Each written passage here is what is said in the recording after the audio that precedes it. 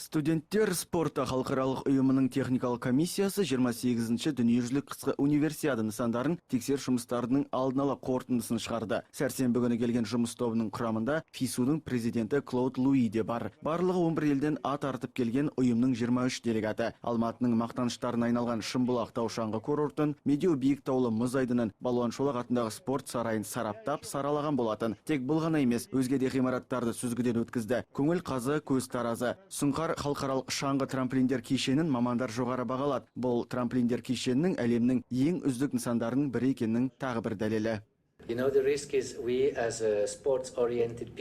Біз барлық спорт түрлері бойынша нәтижелі кездесулер өткіздік. Техникалық комитеттің міндеті универсиаданың ұйымдастырушы комитетінің дайындығын бақылап, сондай-ақ біздің әріптестерімізге жан-жақты көмек көрсету болып табылады. Мамандар универсиаданың әр бағыты бойынша спорт федерациясының барлық талаптарына сай болу үшін тығыз байланыста жұмыс істеуі тиіс. Универсиада халықаралық додасын ұйымдастыру арқылы қаланың имиджі, елдің мәртебесі арта түседі. Бұл Олимпиада ойындарынан кейінгі жарыс. Алматы сәтті өткізеді деп ойлаймын.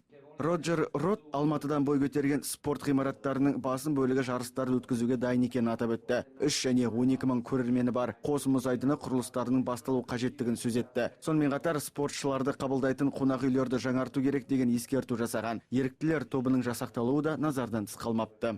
60 до 80, как я сказал, тысяч мы хотим пригласить. Осы ойындар барысында 3500 атлет келеді деп күтілуде. Олар спорттың 12 түрінен бақтарын сынайтын болады. 2500 бен 3000 аралығындағы еріктілерді дайындап жатырмыз. Яғни оларды тәрбиелеп жатырмыз. Қатаң талаптар бойынша қатарымызға алып жатырмыз. Олардың еңбек сүйгіштігі де басты назарда. Туризм саласында айтарлықтай дамытатын боламыз. 80 мыңға дейін саяхатшыларды тартамыз деп болжам жасап отырмыз.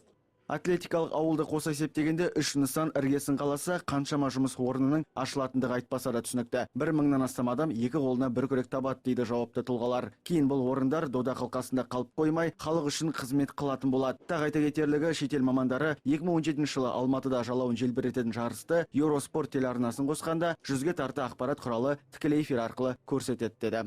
Қайырбек Жайлыбекұлы, Талап Сағынбаев, Алматы телеарнасы.